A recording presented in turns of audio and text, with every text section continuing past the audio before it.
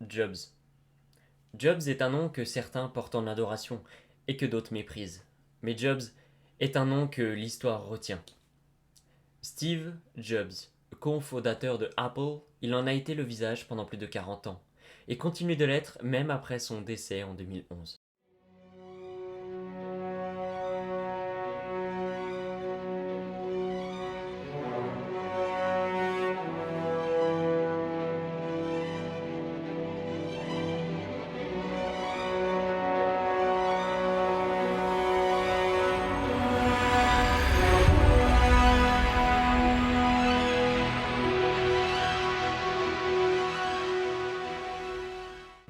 L'histoire commence à la fin des années 70, avec son ami et futur collaborateur Steve Wozniak.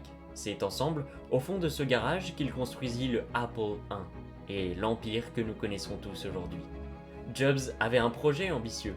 Il voulait changer le monde. Et comme il disait, ceux qui sont assez fous pour croire qu'ils vont changer le monde sont ceux qui le font. Mais Jobs savait aussi qu'il y avait une donnée qu'il ne pourrait jamais changer ou paramétrer. Le temps. C'est pour cela qu'il voulait faire de sa compagnie quelque chose qui n'aura pas de limite. Quelque chose de si innovant, si dynamique, qu'elle survivrait à ses créateurs. C'est sans doute ces deux manières de penser qui guideront ses choix jusqu'au dernier. Jobs considérait le produit comme une extension de nous-mêmes. C'est probablement ce qu'il avait à l'esprit lorsque, avec Wozniak, il conçut le Apple II. C'est d'ailleurs ce produit qui propulsa Apple parmi les plus grands. Et même si le Apple II était la principale source du chiffre d'affaires de l'époque, Jobs avait déjà les yeux fixés sur le produit suivant, le Macintosh. Jobs voulait ce qu'il y avait de meilleur pour le Macintosh. Il voulait, à travers cette invention, révolutionner l'industrie de l'ordinateur personnel. Malheureusement, le Macintosh ne fut pas créé comme Jobs le souhaitait. Le produit a été un échec et Jobs fut tenu pour responsable. Il a été écarté de sa propre compagnie en 1985. Qu'a-t-il fait? Think Different. En 1985, il crée Next. En février 1986, il s'associe à la tête de Pixar et montre au monde qu'il n'est pas sur la touche. Ces deux sociétés, continuant de monter en puissance, attirent l'attention de Apple qui en 1997 décide de racheter Next et donc Jobs pour aider Apple à sortir de la faillite à ce moment.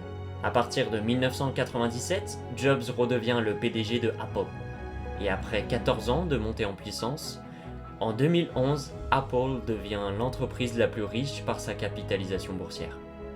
Le 24 août 2011, Jobs annonce sa démission pour laisser la place à Tim Cook, nouveau PDG de Apple. Il annonce aussi rester président du conseil d'administration pour continuer de superviser les actions de sa compagnie. Malheureusement, c'est le 5 octobre 2011 que Jobs a été rattrapé par la seule donnée qu'il n'a jamais pu contrôler, le temps. Même 10 ans après son décès, Jobs incarnera à jamais un produit avec un travail appliqué, un produit pratique, facile à utiliser, productif, un produit légendaire et essentiel, un produit Apple.